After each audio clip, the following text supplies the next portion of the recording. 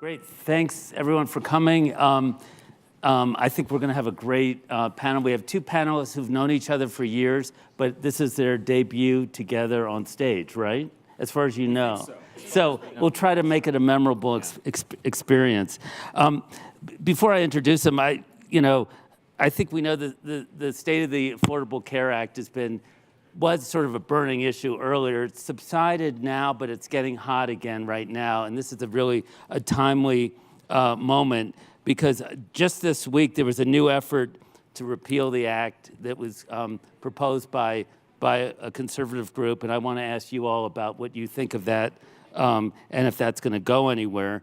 And obviously we have the midterms coming up, and this could all play out there too. So I want to, we have much to discuss, and I can't think of two more authoritative people to talk about the politics, both in the country and the states, of conservatives and healthcare and where that legislation is going. We have Cindy Gillespie, the director of the Department of Human Services for the state of Arkansas. She was appointed by the governor in March 2016. She oversees Medicaid, child welfare, juvenile justice, and other programs that support the state's most vulnerable populations. Cindy also was an advisor to former Governor, Massachusetts Governor Mitt Romney on health policy and federal programs, and you served in senior management, which is interesting, for both the Salt Lake and the Atlanta Summer Olympics. And Lonnie Chen is a research fellow at the Hoover Institution and a domestic policy studies director at Stanford University. He also has a connection to Mitt Romney. In fact, you've spent more time with Mitt Romney, I think, and we're going to have a little Romney sidebar before this hour is out about where he's going now. You were chief policy advisor to his 2012 bid for the presidency, senior advisor to Marco Rubio's 2016 presidential campaign, and a senior appointee at HHS during the George W. Bush administration.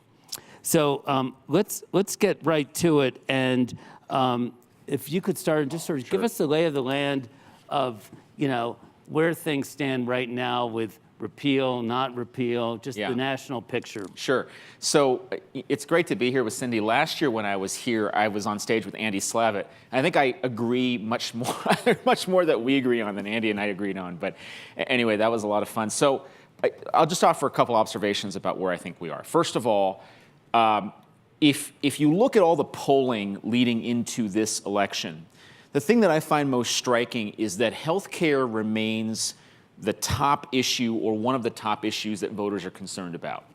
Now, they have very different sets of concerns, but healthcare is up there. It's either number one or number two in most of the polls that I've seen. For Democrats, the concern really is around protection and preservation of the ACA. And for Republicans, it still is, 9 out of 10 voters want to see, 9 out of 10 Republican voters want to see the ACA repealed and replaced. That continues to be the top priority. So when we talk about the dialogue around healthcare, it's impossible to divorce the national conversation around healthcare from the politics of healthcare, which for Republicans still does remain very much sort of centered on this question of whether the ACA should continue and continue in its current form. So when people say, well, do you think that Republicans will make another go at the ACA, I think the politics suggests that they're going to have to do something about it. Now, whether that's a full-fledged attempt in the Congress, we don't have a lot of time between now and the November elections, or whether it's being out there messaging around the repeal of the individual mandate, which came as part of the tax bill that Donald Trump signed into law last year. That's a possibility as well. But they're going to have to do something to satisfy the Republican electorate's desire for activity on the ACA, because the perception out there, and I think there's some truth to this, is that Republicans tried to do this and they failed last year. And there's a deep disappointment and to a certain degree a hunger still for action amongst Republicans on healthcare. So that's sort of the first issue. That's the politics of it. With respect to kind of where I think we're going in terms of actual changes, because I don't necessarily think that there is a likely successful attempt in their new future, I do think a couple themes sort of come out of this. One is the Trump administration is going to try and do as much as they can via executive action. You've seen that with the promulgation of regulations around so-called short-term limited duration plans, which are somewhat controversial because they circumvent the ACA's requirements, a lot of the ACA's coverage requirements, but they would, in theory, offer more choice at lower cost to consumers who want it. The Trump administration has been very forward-leaning there. They've started to try, I think, to do more with states, which I think Cindy will talk more about in terms of their goal there. So I think you're going to see more administrative action. I think you will see more litigation, and I think you've seen some of the impact of that this week with the Trump administration declining to defend the ACA in a lawsuit brought by several Democratic attorneys general. And then the last thing I'll just say is that I think that regardless of what happens legislatively, I think that there's going to be so much going on behind the scenes administratively that that's really where I would keep my eye. I wouldn't focus so much on the Congress because Congress doesn't get anything done anymore anyway. I really would focus on where the administration is focused and think about the impact that regulatory changes could have on the healthcare system. I think they'll be dramatic. So if you're establishing that Congress isn't going to do anything, things will get done through executive action. What about the states? Is that the other way around Congress? It's the place that's got to live with what Washington's done, right? So what's happening in the states is, first from the political side, remember that this year we have 36 governors up, all right? So we've got most of the governors in the country up for election. 26 of them are Republican states. And as Lonnie said, Obamacare, as it's called, remains incredibly unpopular in many of those states. So what you see playing out in those states is a reality, whether they're expansion or non-expansion states, of states that their political climate is still dealing with the unpopularity and yet the cost and expense long-term of the Affordable Care Act. So part of what you'll see playing out around this as they all are maneuvering their way through it is in the states there's a lot more discussion now, as he said, about, all right, that's Washington's to deal with. We'd like to see them deal with it. But in the meantime, here on the ground, we actually have to take care of our budgets. We have to take care of our healthcare system. We have to take care of all of our programs. So you see the states turning to a good bit of conversation around sustainability of our Medicaid programs, how to make those programs more sustainable in the long term. A very real cry for more and more flexibility, which is what he was referring to out of Washington in order to make the program sustainable. And a number of areas where, we can talk more about this in a minute, but a number of areas where the states are trying to figure out how to take not just Medicaid, but a lot of the other social programs and weave them together so that together they can actually make them more effective and work towards self-sufficiency. It's the other phrase you hear a lot in the states, sustainability and self-sufficiency. How do we make these programs work so that they will help people rise out of poverty, and yet at the same time, how do we make this sustainable, because states do have to balance their budgets and make choices. This is also intractable on the state level and the federal level. Let me just ask you a hypothetical, each of you. If you were king or queen of the country and could yourself design a system for this country that would best serve all Americans, and tell me in 3 sentences or less, what would it be? Just your very basic overview, starting with Lonnie. Well, let's start with me. No, what would you start like? with? No, if you could forget the politics, Yeah. what system should we have here? Like, Well, look, I think that there are many elements of the system we have that are good. So the first thing I would say is that I would not, I'd want to make sure that you don't go in and reinvent the wheel. Okay, so that's the first sort of thing I would say. The second thing is, the biggest challenge I think we have right now in healthcare is that the way that the system is set up to pay for care does not align well with the best way to provide care to ensure good long-term outcomes. All right, so we've got to do better around, and this is more than 3 sentences, but we've got to do better around aligning what we're trying to do to keep people healthy with how we pay for health care. And that's it's a payment problem, it's a payment system problem, but it's also a system architecture problem in terms of how we get care and the incentives we as patients and consumers have to acquire care. So I think the biggest change I would make would be around better aligning payment for outcome. Mm-hmm. And what I'd add to that is, because I agree with everything you said, of course, but what I'd add to it is, you said, how would you design it nationally? I wouldn't.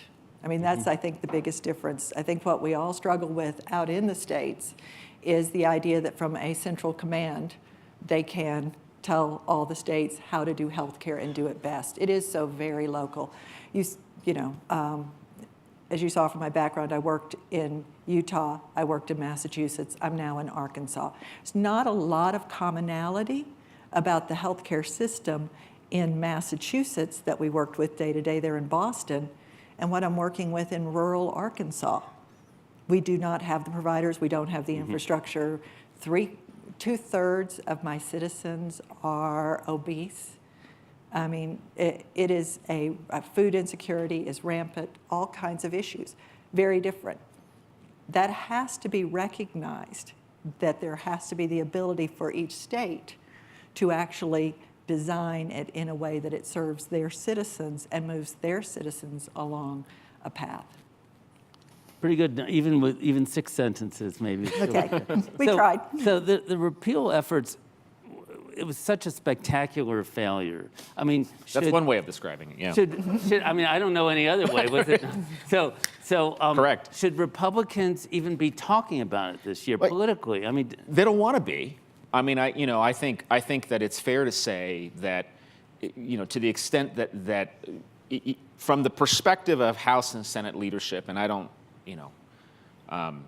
come here representing them, but I can channel their gestalt pretty well, and I would say that they would prefer not to be talking about this set of issues, in part because, first of all, they feel like they've been there and they've done that.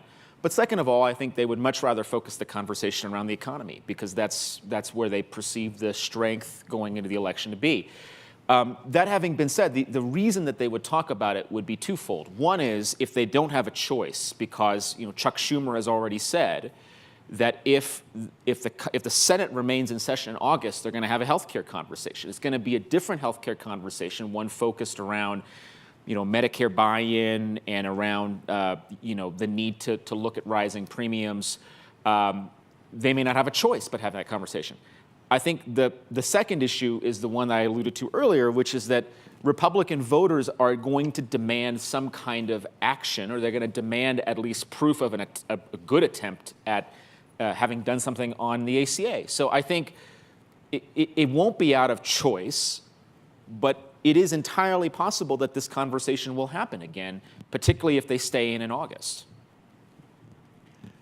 But it's Republicans sort of on the defensive, because Chuck Schumer and the other Democrats. Well, I think, look, if the Democrats decide that they perceive political advantage here, Republicans are going to need to figure out how they're going to talk about all of these things and whether, in fact, they want to go again with some full-fledged effort to roll back the ACA. Now, the challenge is this. In part, their voters want them to do that, but independent voters and Democrats don't. So are you willing to potentially compromise? The big question in this year's election is how do Republicans defend congressional seats that Hillary Clinton won? There are 20 some odd seats where that's the case. And how do they potentially pick up Senate seats in states where there are a fair number of independent voters? And so there's this tension between needing to satisfy a base interest in repealing the ACA with the need to market to independent voters, and that tension is really kind of at the center of what may or may not happen this August. How either in the states or nationally, how has the political dynamic changed since the repeal failure? I mean, has it changed much? Or is it still sort of the same? I mean, on a state level, in many places, as I said, they're viewing it really as a Washington issue now. And the political dynamic has changed in the sense of the energy around it. It is not enough for someone running for office as governor to just be supporting Washington, hopefully doing a repeal. They have to be actually coming up with solutions and answers on the ground as to how they're going to handle health care. It's become pragmatic around it from that standpoint. Are there states we should be watching where it's going to be particularly on the front burner?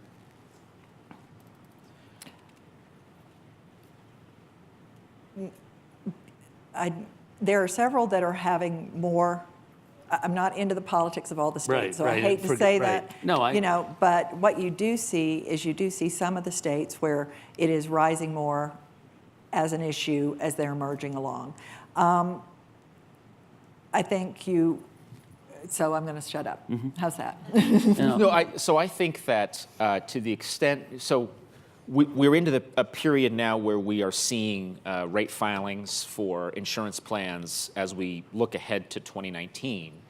And I think as those rate filings come in, what you're going to see is a fair amount of diversity in terms of what rates are doing next year. I think in some cases you're going to see significant increases, in some cases not so significant increases, and a lot of it has to do with the modeling that payers in those states or insurers in those states did around, did they anticipate that the individual mandate was going to be repealed? Did they anticipate that there would not be the cost-sharing reductions in the ACA, that this administration would not continue this?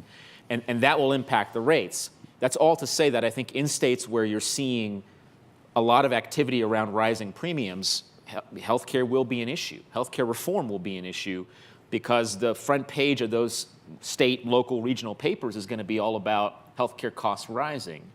And it's inevitable that candidates are going to get pushed on this question of, what is it that you plan to do to address this problem? And to Cindy's point, I think if you're running for governor, the worst thing you could say is, well, we're going to let the guys in Washington figure that one out. Right. You're going to need to have your own solution for that.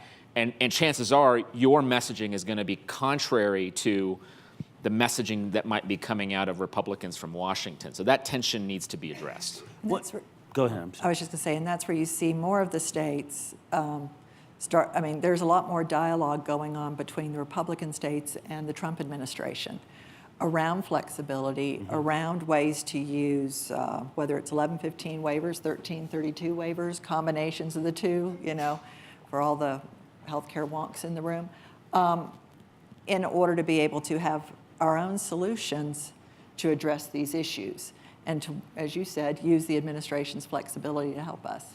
When you're sitting there in Arkansas watching what's unfolding in Washington, what do you think about, what's the biggest thing you think about? Don't they understand X that we're doing in the States? And what's the biggest thing that sort of gets to you about the lack of sort of understanding? It's simple. Don't they understand that coverage is not access?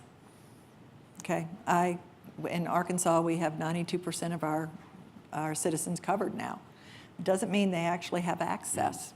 We don't have in the Delta the providers, the doctors, the nurses, the medical establishment, the behavioral health clinics. We just don't have it. What I was telling Lon here earlier today, one of the things that's most heartbreaking is, as you said, I have child welfare and juvenile justice as part of my portfolio. If a child is taken into foster care because the parent has severe drug issues and the court orders drug rehab, it can be a 6-month wait for that parent to even start drug rehab. I mean, that means that child is in a foster family home for a lot longer than they need to be because there's no access to service. They may well be, they'll have insurance, even if they don't have insurance, we'll be paying for it. It's access. That's what I would say to Washington if I could. Let me ask you about President Trump and your sense of his interest, passion, understanding of these issues and where they are on his priority? I don't get the sense. I think that a lot of people may say, well, maybe he has a big interest in healthcare because that's where Republicans started. I don't think that's where he wanted to start. I don't think that's where his administration wanted to start. I think that I think in terms of priorities, I don't see healthcare being a significant priority, particularly given where we stand now. I think the big priority is elsewhere. Now, that doesn't mean that the administration is not going to be doing a lot on health care. And this is part of the challenge, is that so much of what the ACA set up is a structure that allows the federal bureaucracy, I don't mean that pejoratively, I mean literally the federal agencies responsible for health care, a tremendous amount of authority and discretion over the implementation of the ACA, but also the course of our healthcare system going forward. So it would be a mistake to say, just because we don't see Donald Trump talking about healthcare every day, to mean that the administration is not going to be engaging in a lot of activity on healthcare. They are going to be, and that's precisely why I think it's worth paying attention, because there's a lot happening there that will impact people's lives. What's your? I guess if we go a little deeper on this, it's not clear to me what his grasp is of these issues.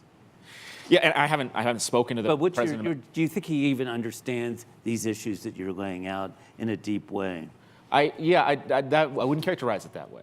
I mean, I think first of all, I think that there are a lot of different people in the administration who do know a lot about healthcare, and I think sincerely want to do what they believe is best within their ideological construct. I don't think that Donald Trump wakes up every day and thinks about risk pooling, right, and essential health benefits and 1332 waivers. And the reason I'm asking is because Obama was into the weeds on some of this. So there's they're a little different, the two of them. A little different, but but I guess I'm asking about presidential leadership and how much that plays in this. That's what. Well, you look, and I think the proof is in the pudding, right? In the sense that the fact that President Obama probably was much more deeply entrenched in these issues allowed him to successfully shepherd the ACA to passage. And on the flip side, I think the administration and Congress did not handle the effort to repeal and replace the ACA particularly well. And I think part of that is because of the fact that there wasn't as much leadership from the administration, right? And in fact, we have a new HHS secretary in part because, I mean, there are extracurricular reasons that I'm sure Dan Diamond can tell you all about why we don't have the same HHS secretary as when the administration began. But I think it's fair to say that there wasn't a ton of leadership in the right way coming from the administration for that to be a successful endeavor, because you saw how difficult it was to get the ACA passed, and that was with the full, sort of effort of the administration 100% into it. So I think you see the difference between the two efforts. And who should we be looking to in the administration now as sort of the lead person? Azar, is it others that we Yeah, I mean, I've known Alex Azar for a long time. We worked together, and I think he's got a very good grasp of these issues. I think he's got a deep understanding, and I think the most encouraging thing about Alex, in my mind, is to go back to your question, Rick, about what we would do to improve the healthcare system. A lot of it has to do around this orienting how we pay for care with what we're trying to get at in the healthcare system. I think Alex gets that, and I think a lot of the agency's activity is going to be oriented toward those kinds of questions, which is why I do think Alex is someone I keep an eye on. I think the secretary is very thoughtful about these issues, and so I think he'll be a leader. And I think the president actually trusts him. I mean, if you look at their interaction, I think there's trust there, which from Alex's perspective is probably a good thing. I want to give a shout out to Seema. Uh-huh. I mean, Seema Verma, the CMS administrator. She is definitely in the weeds. She knows what she's doing. She knows what she's talking about. And for the states, we were really pleased. I was really pleased to see her get that position. She's worked in a number of the states. She understands the practical, on-the-ground challenges and issues. So she's been really great for everyone to work with. Can you talk a little about that proposal from this week? Sure. And whether we should take it seriously, and Yeah. And I think you all at Hoover had something, a symposium? Or Yeah. We hosted an event, and I was involved in the sort of crafting of some of the policy. So the question after the spectacular failure, is that what you called it? Yeah. I mean, does anyone disagree? No. I'm not disagreeing with I'm not disagreeing with the characterization. Right. So after that, there was sort of the question of, okay, if conservatives were going to think about healthcare reform, what would come next? And to sort of channel Cindy and the challenges that she has on a day-to-day basis, we sort of said, okay, what could be done to empower the states and give them more responsibility to do things within the framework that we have? And so we got to thinking a little bit more about how would you flesh out a proposal similar to what Senators Graham and Cassidy did last year, but really had a very compressed time frame to do it on, and so arguably were elements of that needed more thought. So we have spent the last several months thinking about, if you were to structure this sort of block grant proposal a little bit better, how would you do that? And so we started from the premise of, okay, we want to make sure, first of all, that states have the ability to address the question of affordability. Because one of the challenges around the ACA is you have all of these streams of financing, tax credits, subsidies, payments to insurers that are designed to lower premiums for low-income Americans, but does it in a somewhat opaque way. So we said, well, what if we just turn that into one stream and allow the states to, let's say they want to do their own tax credits or they want to do some other kind of subsidy program, let the states figure out what that looks like. Combined with the challenge of how do you ensure people who have pre-existing conditions, particularly those who are sick and frail, have access to affordable coverage?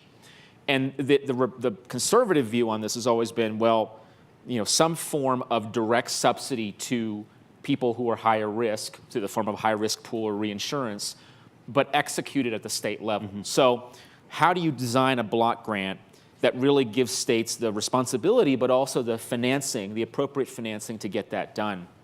And so really the proposal is a proposal that goes back to a first principle from the way I view it as a conservative, which is, how do you design a federalist solution to health care? And that's really what the effort was. So we put together not a fully fleshed out legislative vehicle, but really a set of policy recommendations around how do you efficiently and effectively and smartly design a block grant so that it doesn't encumber states from doing what they need to do and funds it properly. And that's really what the effort is. Whether it goes anywhere, frankly, I don't know whether it will. There's been some interest from Congress, there's been some interest from the administration, but by and large, I would say, they are viewing it with interest, but not strong interest at this point. Have you talked to your old boss, Marco Rubio, about it? Yeah, there've been conversations with a lot of Republicans, including Senator Rubio, and I think that they all, again, they like the idea in principle. The question is then, when you actually write the legislation, you actually set out the rules. How do you set out rules that are guardrails without being overly prescriptive of to the states? And I think that's we're trying to be sensitive to the fact that Cindy's got to be the one who makes it work at the end of the day. And so we want to do it in a way that gives states that freedom and flexibility without sort of completely saying do whatever you want, because there need to be some guardrails there. Cindy, do you think it makes sense what they're proposing? The overall concept, right. Yes. Part of what, and we've discussed this before, one of the things from the state perspective is, as Washington looks to make changes to health care, one of the things we'd like most to see is a seat at the table around it. To actually have that very pragmatic discussion. You remember years ago when they did welfare reform, and Mike Leavitt at the time was a governor, and he organized a group of governors who worked very well with both the House and Senate to actually craft something that thought through all sides and not be in a situation where it was just, here's what we think will work for you. There's no reason for there not to be that actual back and forth and real work. The other just sort of element as something moves forward is timing. The healthcare system in the country and in the states is a behemoth that is very hard to move quickly and make changes. We're still digging out in the states from the abrupt, the entire world will change as of January 1, 2014. And when I say that, I mean sincerely, in many of the states, they still are digging out of backlogs and different issues, IT issues, you name it. Transition has to happen in a logical way that allows it not to disrupt the system. But we all do want to see flexibility and transition. And just as a general statement, states live inside a fixed budget. It is not a foreign concept to us to figure out how to do that as long as we have appropriate growth rates and flexibility. So it doesn't scare a lot of us as much as it does people in DC. Speaking of people in DC, I said I would circle back to Mitt Romney, and I can't, given his leadership role early on healthcare, and given that you both had worked for him over the years, first of all, I'd love to hear what you have to say about sort of how the world has changed in terms of health policy since those earlier days. And also, if he gets elected as a senator now from Utah, what might you see his leadership role on this issue, on these issues? Well, Cindy can talk about the effort in Massachusetts because she was instrumental in that. But I think there's a couple of things. First of all, I think he understands healthcare in a way that very few people do in the public space. I think what he did in Massachusetts was a tremendous accomplishment. And I think if you look at how the world changed, I think back to the 2012 campaign, which was, a remarkable experience in a lot of ways. But what was really remarkable for me was the degree to which the Republican electorate was hostile to what Governor Romney did in Massachusetts, and having to, defend against all of these crazy attacks, many of which were rather unreasonable. I think that was a big difference. I think in the sense that I think the electorate in 2002 probably would have viewed it very differently than the electorate in 2012, and this is part of a larger conversation around what's happening with the Republican Party that we don't have time for now, but my sense is that there were significant changes. But with respect to Governor Romney, I think he'll want to have a leadership role in a lot of different issues, and healthcare is an issue where I hope he does apply his insight and his experience, because I think he would be tremendous in leading us to a civil conversation around what are the things we can agree on when it comes to where the healthcare system is headed? Because there's a lot of things we're not going to agree on. But in healthcare, I think there are a number of things we can agree on. What does he know, Cindy, that maybe other Republicans, governors, don't know or don't have the authority to push or talk about? When we were working on healthcare reform back, way back then, right? In his background, part of his background had been at Bain to actually do healthcare consulting. So he had worked in the system, right, and had actually had an understanding of it. And so coming in very quickly, he was able to, in the way that he does, dissect what was happening and basically create a simple structure and say, why can't we put this together? In Massachusetts at that time, it was something that both sides of the aisle agreed on. There was a desire to do this. So we were able to put it in place. At the time, I think this to me was very important. At the time, what we thought was we would do this in Massachusetts, and other states would take a look and go, oh, okay, let me figure out my path to moving towards having most of my citizens covered, right? And that it would become something that other states would look at as a model and then tweak to do what worked for them over the course of the next several years. So we thought we would be leading the way. What we never thought was what would happen is the federal government would come in and say, that's a nice model, let me change it around and impose it. It was, in the period before that happened, I was working in a number of states that were really, and Republican states that were genuinely trying to figure out whether or not there was a model that would work for them that ended when the federal government said, we will tell you how to do it. And it was that anger started out of that federal takeover of something that until then had really been a state purview. Great. Let's move on to the Q&A.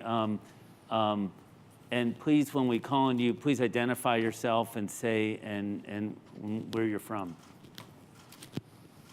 Yes, sir.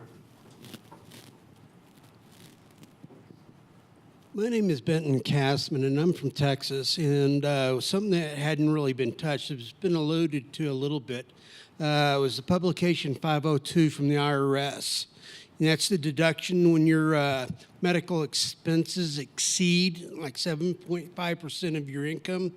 Usually they get it, passed, pretty late in the fall, because there's, it's a matter of being able to get health care. And I'm just wondering, if y'all think that's, something that's going to be, continue to be passed underneath the, with Trump in the office. Yeah, I mean, so every year at the end of the year, Congress passes a nice little Christmas tree full of different things, with many different things hanging on it, I should say. And so one of the questions is whether they're going to revisit elements of the tax reform bill this year.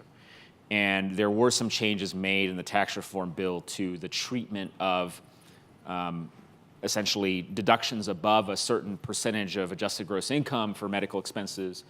And my sense is that that's one of those issues that they could take a look at this year, or they could take a look at it next year. In terms of whether it's a priority or not, I don't know. I haven't heard a lot of people talking about it, but I do know it affects some Americans very, very squarely. And whenever that happens, when you have a very specific constituency that's impacted by a policy change, that usually does create some motivation for Congress to act. So we'll see what they do at the end of the year. There's a number of things they've got to address by December 31st, and that could be one of them. Yes.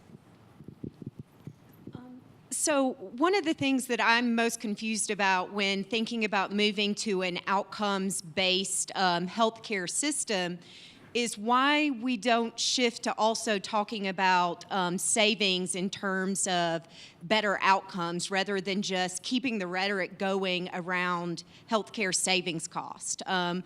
Because there's even 2 recent articles in the Journal of Health Affairs that show that if we would start to think about years of life not lost or increased work productivity, we are saving money in the long run. I think we're in agreement. I mean, outcomes, we are, I know a number of my colleagues, like I am, are trying to figure out how we begin to shift some of our programs to where we do focus more on those outcomes. We have a challenge with our, the way states budget, if that's partly what you're getting at, which is the annual budgeting process. We're finding that, we're doing an interesting approach to something in Arkansas, and if this works, I think it will open a door for us to do more, which is we actually, our legislature and our governor created a healthcare task force to take a look at our special needs populations and then design a way to begin to shift those programs, right? So we came up with some changes to the different programs, how we were going to do it. And all of it wound up with a statement at the end that over 5 years, if we made those shifts and changes, we would reduce the growth in those programs by $875 million, right? So then we proposed, and the legislature passed, a law that said we would report from my agency quarterly on where we were in achieving those. So we produce a scorecard every quarter, and that scorecard tracks against every line item that is against those different population activities. We are at this stage exceeding where we should have been on trend. We're all very, very happy about that. But by doing a 5-year plan, which of course, as you said, a lot of stuff is really way out in the future, but at least by doing 5 years, we set in place the understanding that the savings would show up in year 4 on this, year 5 on that, year 1 on this, and so far we're tracking along. that is helping us have the dialogue now about things that may take a longer period of time. But it's giving it the actual visibility that it does work. So I think we have a long way to go because we all have to work against annual budgets, but it's something to work on. Okay, right. Yeah, and then we'll. Hi, Sibel Bjorklund, Georgetown University. I'm curious to hear what both of you would say. Lanhi, obviously more at the federal level with who you've been advising informally or formally through the years and talking to, and Cindy more at the state level, about conversations on the Republican side or among conservative circles on social determinants of health and how that relates to what people are presenting with, what their outcomes are, how you treat it along the way, and the interaction with all of that. Yeah, so at the federal level, my sense is that this conversation is very much in its infancy, but that there is a huge opportunity. I mean, I certainly am a big believer in understanding where our healthcare costs are coming from, and you cannot understand where they're coming from without looking downstream at some of these questions around housing and education and transportation infrastructure that lead people to less healthy lifestyles. And so I think there's a growing acceptance of the importance of considering those issues, but I will say that I think there is some proportion or some part of the party or some number of policymakers who are not convinced that the best way I can describe it is that they should be spending healthcare dollars on non-healthcare issues and convincing them that these are all healthcare issues and these are all crucially important to the health of our citizenry going forward, I think is a very, very important task. And it's one that I take seriously because I think that we need to have a serious conversation about some of these factors that impact health if we're going to get serious about improving health earlier and ultimately saving money, right? Because if we can do more earlier and intervene at a place where you're not talking about treatment in an emergency room or an acute care facility, which is tremendously expensive, then I think we've done everyone a service. So I think we are very early on in that discussion, but I'm hopeful. I should say I agree with Lanhi. On the state level, I never get together with my counterparts that it's not part of the discussion. Everyone's trying to figure out how to begin to encourage or in some cases require more of a consideration of all of the other factors that affect someone's health. One of the things we're doing on a very practical level is trying to figure out how to align where there are other federal programs and state programs, right, where there is money. Because we also have real silos across the states that comes partly from the way the federal programs come down. And so how do we actually we do a lot in my agency to figure out how do we encourage individuals that are on our programs to take advantage of the other services that are there, and how do we begin to put in place someone who can help them figure out how to move towards self-sufficiency by properly using those. So we're trying out a couple of different pilots. At the end of the day, our program we have on work requirements and community engagement is largely around pushing those individuals towards education, job training, a lot of the TANF services that they're just not taking up. So anyway. Let's squeeze in a couple more, right over there. Thank you. My name is Bob Rosenfeld, and I say this hesitatingly, but I'm from San Francisco, so that's probably all I need to say to reveal myself as a bit of a ringer in the room. But I wanted to be upfront. And this was a very good discussion. Cindy, I heard you last night make the same point about coverage not equaling access, and we all heard Secretary Price make the same point, and it's a catchy slogan. But I'm sure you and I would agree that coverage is certainly not irrelevant to access, and indeed is a big factor. So it may be necessary even if it's not sufficient, and we're never going to get a sufficient answer in the healthcare area. So it doesn't move me as much or move the debate. And Lonnie, I hear you say they're going to accomplish stuff by regulatory action. And if anything we've learned from Obama trying to do stuff by regulatory action, it's here today and gone tomorrow. It's not a very effective way to govern, particularly when we're talking about a system as complicated as healthcare, and you're struggling 4 years later to figure out what the hell to do about the ACA, and then it's going to go away, and then it's going to come back. We've got to have a better dialogue, and that gets me to my question. I've heard a lot about repeal and replace. I do understand what repeal is, but I have no bloody idea what the Republicans are advocating in terms of replace. And there are some days when I have no bloody idea what the Democrats are advocating either. So it's a equal opportunity infection. But I'd like to hear from both of you. What is the replacement? Yeah, I mean, I think this is what bedeviled them in the discussion last year, is that because, as you say, repeal was always very clear, but I think the inability to agree on a set of reforms really challenged them during that debate. So I think here's the problem.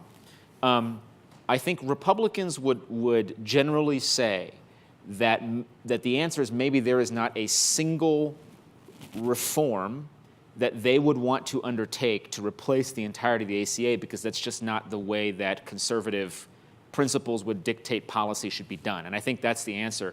As unsatisfying as that might be for someone who believes that you can have comprehensive reform in one fell swoop, as the ACA purported to be, I understand that.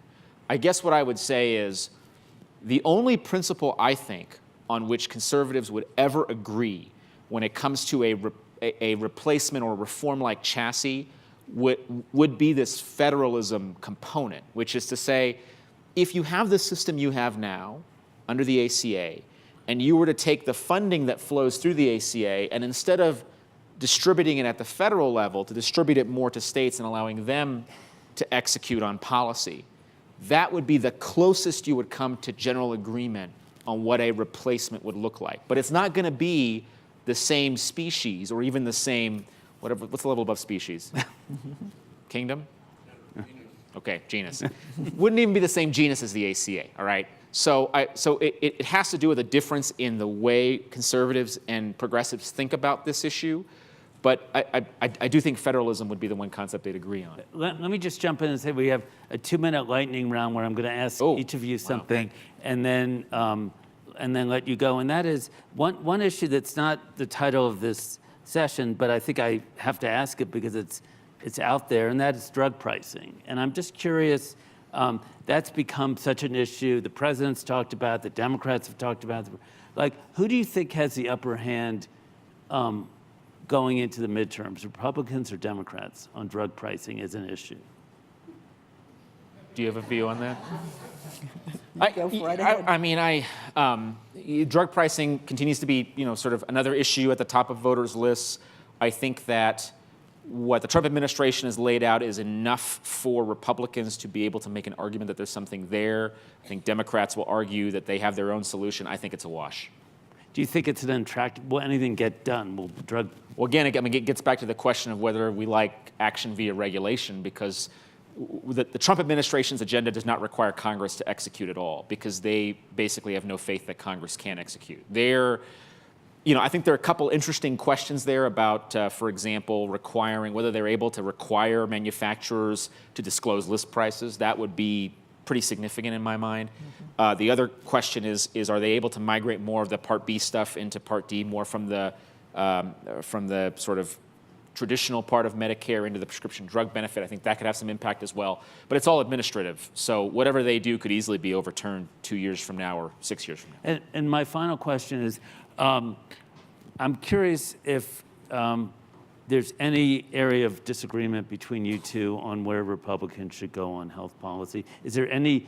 I'm just curious because you all are pretty much playing well off each other. Is there anything that comes to mind? Well, the one thing I would say, we haven't talked about this. I know you haven't. Yeah, but I'm just curious. I would probably be a little bit more prescriptive around the guidelines at the federal level than maybe a state leader like Cindy would want. And that may reflect the difference in where we're coming from, in the sense that, I think that there are boundaries that need to be kept, both because there's a policy and political imperative to do so, whereas I think states would like a much more open-ended commitment from the federal government. I think that's fair. Thank you both. Really appreciate it. Thanks.